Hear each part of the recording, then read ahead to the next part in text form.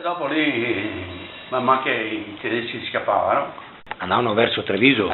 No, sì, tanti andavano su Treviso, tanti andavano qua verso il paese, andavano poi su di là, andavano a Brennero, perché quando io li fermavo, Brenner passi faceva. Ebbene io mi ho fregato la cola, io passo su Brennero, passo, e era questo cosa del camion che scappava, e avevo una cassaforte sopra, no? E dico, cosa porti là? Nulla, non devo portare niente, io portare niente. E io mettevo una cassa grossa e la cosa della cassaforte, hai di soldi là dentro. E allora poi dopo io l'ho tirato giù, l'ho fatto venire giù dal camion. Tirandolo giù dal camion mi è partito un colpo, questo stemma inglese, e l'ho preso sul ginocchio.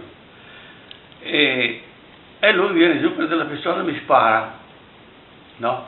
E anche a me mi agaffa io sul ginocchio e una qua sulla schiena, dietro la schiena.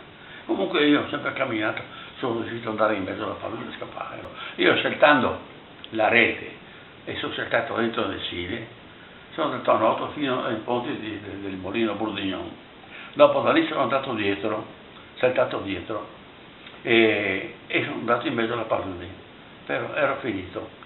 Ho preso una pallottola qua e una qua di fianco. Ma 2 li ho presi anch'io, perché ero con un camion loro, ero un camion.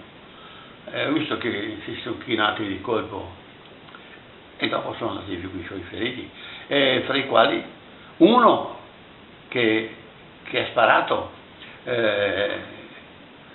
siamo trovati assieme all'ospedale, no? E vedo che mi fa così, come dire, eccolo qua, anche tu sei qua. Allora è nata dopo. Abbiamo legato un po' di amicizia con questo tedesco. Come si chiamava? Chi si ricorda? Era Hans Giovanni. Erano dell'esercito oppure Dell'esercito, della Wehrmacht. A me è partito un colpo che io non volevo fare, perché ho visto che mi faceva vedere le fotografie della sua famiglia, i figli che aveva, no? E mentre si parlava così, a me partì un colpo sul ginocchio. Lui venendo giù, gli è partito un colpo anche a lui e mi ha preso anche a me sul ginocchio. Sì, la stessa ferita. Ecco, questo qui in che punto era che è successo?